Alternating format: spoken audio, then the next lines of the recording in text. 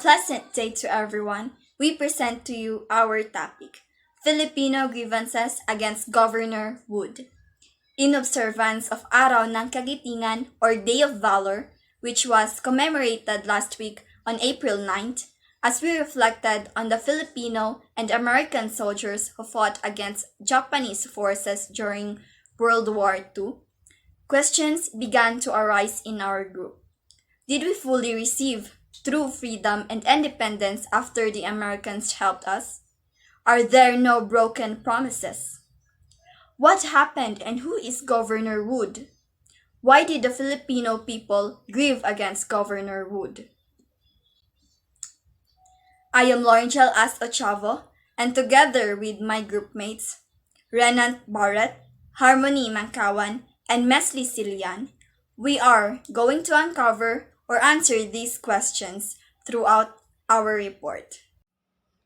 According to the document approved by the Commission on Independence on November 17, 1926, which was written by Gregorio F. Zaide in 1990, our country was committed to trusting that we would develop and benefit for the sake of Filipinos.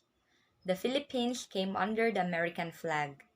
Their flag symbolizes or represents freedom and altruism, which means selflessness.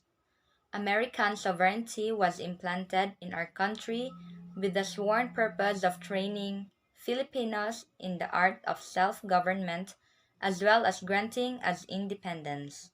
However, did we fully receive true freedom and independence? And the answer is no, because Governor Wood was the living proof of America's failed promises of independence and many more. During those times, Filipinos were diligent about the task of meeting the conditions imposed on them by the Americans while waiting for the day when America would fulfill its promise that our country would be conserved and developed for the benefit of the people. Indeed, we were fooled and played by the Americans. We gave them our full trust, yet we received betrayal, disloyalty, falsity, and infidelity. Back to that same document, it was written by Gregorio F. Zaide in 1990. He is a Filipino historian, author, and politician from the town of Pagsahan, Laguna. Additionally, he contributed to the grand scheme of Philippine history. The document was originally published as an appendix of Massimo M. Calau's Philippine government under the Jones Law. More importantly, the document was a form of protest and served as an impeachment request for Governor Wood. On the other hand, according to Paris 2020, in his context of study Filipino Grievances against Governor Wood, the document is not a work of individual author, but a collective output of a group of Filipino politicians who were forced by circumstances to unite against a common political enemy. The draft of the document was attributed to two leading lawyers at the time, Jose Abad Santos and George Bacubo.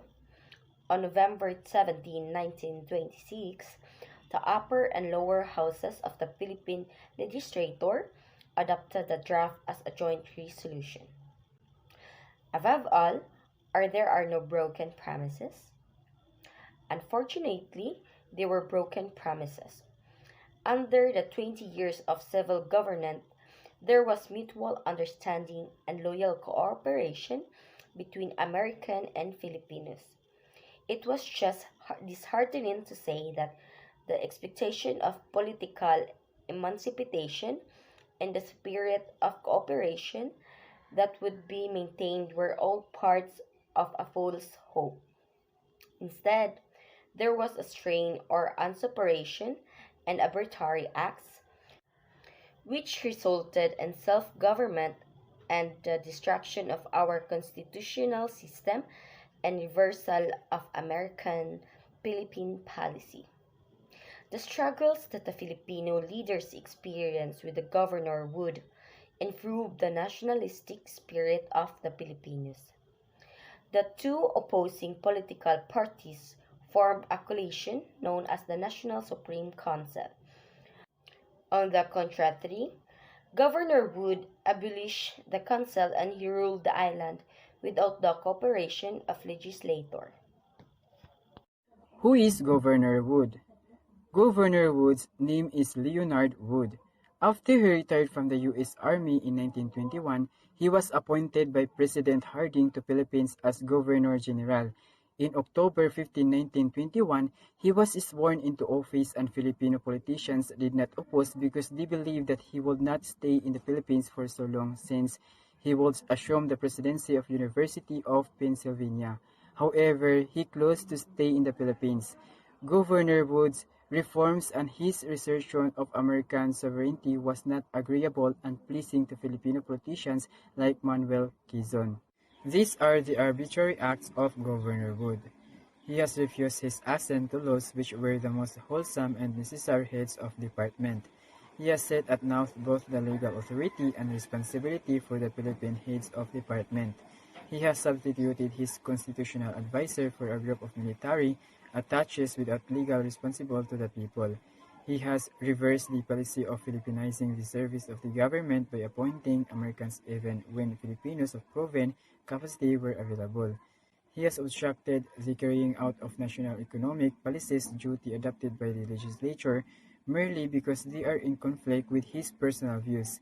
He has rendered merely perfunctory the power of legislature to pass the annual operation law by reviewing items in the law of preceding year after vetoing the corresponding items of the current operation act in a flagrant violation for organic law. He has made appointments to position and authorized the payment of salaries, therefore after having vetoed the appropriations of such salaries. He has used certain public funds to grant additional compensation to public officials in clear violation. He has arrogated unto himself the right of exercising the powers granted by law to the Emergency Board after abolishing said board on the ground that its powers involve an unlawful delegation of legislative authority. He has unduly interfered in administration of justice. He has refused to obtain the advice of the Senate in making appointments where an advice required by the Organic Act. He has refused to submit the Senate appointment for vacancies occurring during the recess of the legislation in contravention of the Organic Act. He has continued in office nominees whose appointments had been rejected by the Senate. He has, in the administration of affairs in Mindanao, brought about the condition which has given rise to discord and dissension between certain groups of Christians and Mohammedan Filipinos. He has, by his policies, created strained relations between resident Americans and Filipinos. He has endeavored, on the pretext of getting the government out of business, to dispose of all the companies capitalized by the government worth many millions of the people's money to powerful American interests.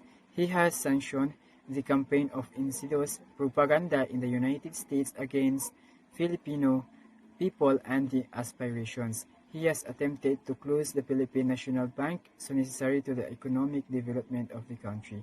He has adopted the practice of interviewing in and controlling directly to its minute details the affairs of the Philippine government, both similar and local, in violation of self-government.